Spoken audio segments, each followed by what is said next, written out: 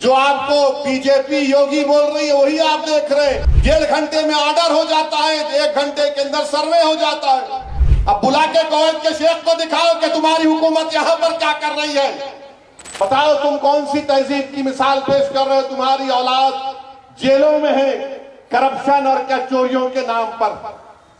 जो मजलिस पर तनकीद कर रहे हैं, बताओ तुम कौन सी मिसाल पेश कर रहे हो। तुम्हारे घर में तुम अपनी इज्जत को नहीं बचा सके और तुम कत्ल करवाते और तुम आकर मजलिस पर उंगलियां उठाते।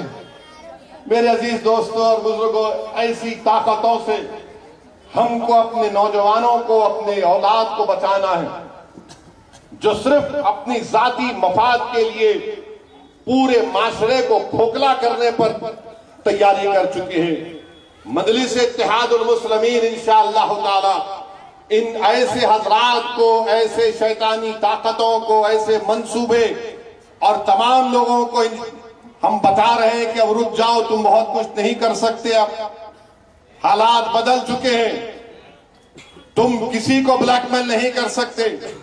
इल्म पढ़ाना है तो तुम पढ़ाओ पैसे देकर, मगर ये कहना नहीं नहीं हमको वोट मिलेगा, इतने बच्चों को स्कूल में पढ़ाओ, नहीं तो स्कूल के खामियां है। अरे खामियां तुम में भी है। तुम कभी अपने गिरबान में झांक कर देखे? तुम अपने घर में झांक कर देखे? क्या तुम्हारी खामियों को निकल आवाम के सामने लाऊं? तुम अगर किसी स्कूल के इंतजामिया को ब्लैकमेल करोगे तो मुझे भी मालूम है कि तुम में कितनी कमजोरियां।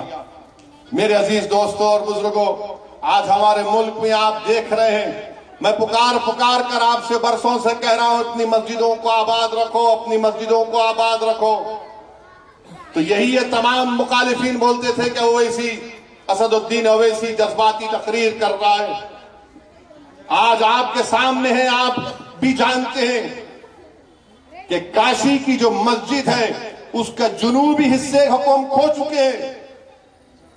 मस्जिद में नमाज नहीं हो रही है, कुछ और चीज हो रही है। काशी में जो वजू खाना है उसको बंद कर दिया गया है।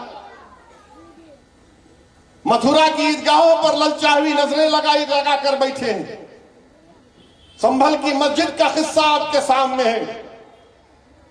एक ही दिन में केस पड़ता है, 1.5 घंटे में ऑर्डर हो जाता है, 1 घंटे के अंदर सर्वे हो जाता है और 5 लोगों को गोली मार कर शहीद कर दिया जाता है। इससे भी दिल नहीं भरा तो मस्जिद, संभल की मस्जिद के सामने, संभल की मस्जिद आसार कदीमा का प्रोटेक्टेड मॉन्यूमेंट है। प्रोटेक्टेड मॉन्यूमेंट का कानून यह है कि उसके 100 मीटर के अतराफ में कोई तामीरी नहीं हो सकता। यह पार्लियामेंट का कानून है। मगर ये कौन सी संभल की पुलिस है जो आसार कदीमा के प्रोटेक्टेड मस्जिद के 100 मीटर नहीं बल्कि उसके 5 फीट के फासले पर आउटपोस्ट बना रहे हैं और वो आउटपोस्ट वक्फ की जमीन में बना रहे हैं। मुरादाबाद के 39A में वो वक्फ का दर्ज है, सुन्नी वक्फ बोर्ड में दर्ज है, वहां पर संभल की पुलिस बना रही। नरेंद्र मोदी गए थे कुवैत को तो कुवैत के शेखों से बड़ा गले लपट के मिले।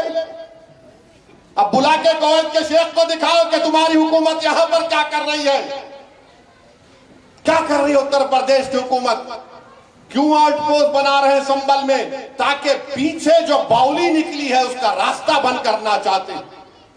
अरे वक्फ की जायदाद पर, तुम जमीन पर जो वक्फ औलाद है, अब ये नया बिल जो हुकूमत लाई है उसमें वक्फ औलाद को मुकम्मल कमजोर करके रख दिया गया। हम पुकार पुकार कर कह रहे थे, आज भी कह रहा हूं, वो वक्फ का बिल इसलिए लाया गया ताकि मुसलमानों से उनकी मसाजिद को छीन लिया जाए, ताकि मुसलमानों से उनकी दरगाहों को छीन लिया जाए, कब्रस्तानों को छीन लिया जाए, यतीम खानों को छीन लिया जाए।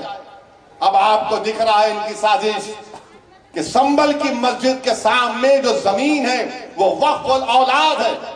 इसीलिए इस बिल में लाया गया था कि वक्फ औलाद को कमजोर करके रख देंगे। अब वहां पे कलेक्टर साहब बोल रहे कि नहीं नहीं हमारे को कोई कागज दिखाई नहीं। अब कलेक्टर साहब आपको जो देखना चाह रहे आप देख रहे, जो नहीं देखना चाह रहे नहीं देख रहे। आप जो आपको बीजेपी योगी बोल रही है वही आप देख रहे। मगर 95 एक्ट के तहत सुन्नी वक्फ बोर्ड के मुरादाबाद में 39A में जमीन रजिस्टर्ड है। मेरे अजीज दोस्तों और बुजुर्गों, अपने इत्तेहाद को मजबूत रखिए। याद रखिए, सरजमीन हैदराबाद पर आपकी एक अलहदा सियासी क़यादत है जिसको आपके और हमारे बुजुर्गों ने बरसों से मजबूत किया है। और आपकी एक सियासी अलहदा क़यादत की वजह से आप देखते हैं कि हिंदुस्तान की पार्लियामेंट में मजलिस इत्तेहाद और मुस्लिमीन बेबाकी के साथ उन तमाम मसले और मसाइल को उठाती है। हालिया पार्लियामेंट का सेशन हुआ, हमारे आईन के संविधान के 75 साल को मनाया गया। जब मैंने पार्लियामेंट में उठकर कहा कि 1962 दिसंबर में श्रीनगर में अल्लाह के रसूल सल्लल्लाहु अलैहि वसल्लम के मुंह मुबारक की चोरी हुई थी, पूरे मुल्क में दंगा हुआ और उसके बाद मौजूदा बंगाल जो हमारे मुल्क में है वहां से 8 लाख मुसलमानों को जबरन मौजूदा बांग्लादेश में धकेल दिया गया, तो कई लोग यकीन नहीं किए। मेरे घर पर आए, बोले आपने कहा कैसा है? मतलब ये सबूत है, ये कागज है हुकूमत हिंद का उस वक्त का, बताओ झूठ है क्या? ये खामोश हो गए। पुरानी पार्टी के बड़े चाहने वाले भी थे, बोले ये कहां से निकाल के लाते आप? मैं सच्चाई को बता रहा हूं। 8 लाख आज आसाम में लोगों को फॉरेनर्स कैंप में डाला जा रहा है। अरे 1960 में पंडित नेहरू के मरने से 1-1.5 साल पहले 40,000 मुसलमानों को आसाम त्रिपुरा से ये कहकर उस वक्त के ईस्ट पाकिस्तान में ढकेल दिया गया कि ये पाकिस्तानी है। बताइए मेरे अजीज दोस्तों और बुजुर्गों, यही तो मैं आपसे अर्ज कर रहा हूं कि अपने अलहदा सियासी शनाख्त क़यादत को मजबूत आपने किया है, इसको और मजबूत रखिए। सवाल मेरे असदुद्दीन अवैसी या मुमताज अहमद खां का नहीं, आज हम हैं कल नहीं रहेंगे, दुनिया का निजाम है। मगर मुल्क के हालात, अगर कोई उम्मीद लगा कर बैठा है कि नहीं नहीं अच्छे हो जाएंगे, मैंने पार्लियामेंट में कहा, बाहर भी कहा, 240 बीजेपी लाई, ये नफरत की कामयाबी है, मोहब्बत की कामयाबी नहीं है।